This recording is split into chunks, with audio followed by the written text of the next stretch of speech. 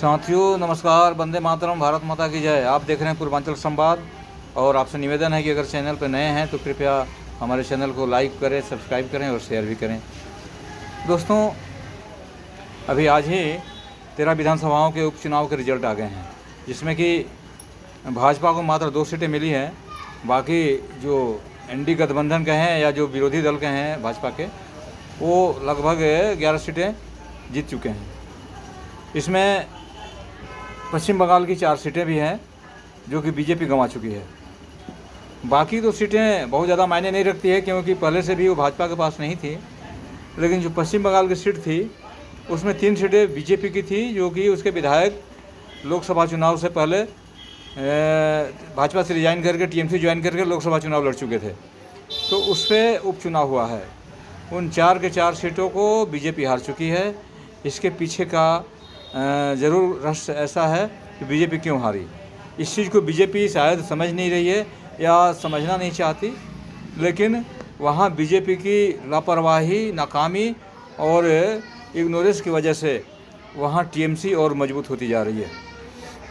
एक समय था कि 2019 के चुनाव में बीजेपी वहाँ 18 सीट लोकसभा का जीत चुकी थी, और उसके बाद विधानसभा चुनाव में भी बीजेपी ने अच्छा प्रदर्शन किया, क्योंकि वहाँ के जो भाजपा के जुझारू कार्यकर्ता थे, जो वोटर थे, मतदाता थे, जो समर्थक थे, जम के बीजेपी के पक्ष में काम किया था।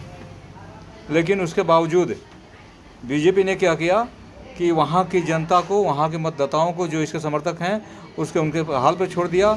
और टीएमसी जो है वहाँ पे खुलेआम उसके गुंडे कत्लेआम करते रहे, उनके घरों को जलाते रहे और उनके जो महिलाएं हैं उनके साथ बलात्कार करते रहे।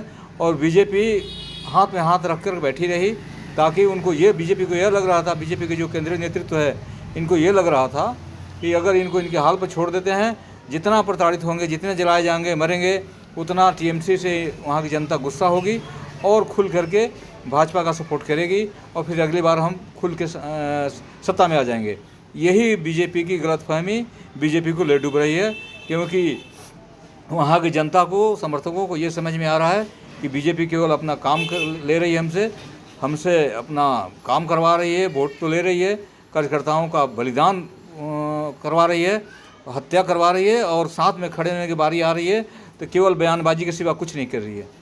जितना नरसंहार हुआ कलकत्ता में और बंगाल में भाजपा कार्यकर्ताओं को, अगर इंदिरा गांधी की सरकार होती या राजीव गांधी की सरकार, पुरानी वाली कांग्रेस होती, तो टीएमसी कब का वहाँ बर्खास्त हो चुकी होती और टीएमसी का वहाँ नामो निशान नहीं होता।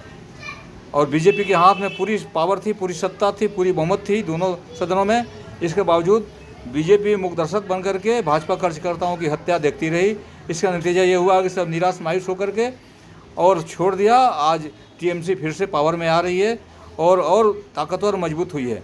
और इसमें कोई दो राय नहीं है कि अगला विधानसभा आते आते भाजपा का वहाँ खाता न खुले तो कोई बड़ी बात नहीं है, क्योंकि भाजपा जिस तरह से लापरवाही करती है और कार्यकर्ताओं को इग्नोर करती है, इसको देखते हुए ऐसा लगता है कि वहाँ बीजेपी का सुपड़ा साफ होने में कोई संकोच नहीं है।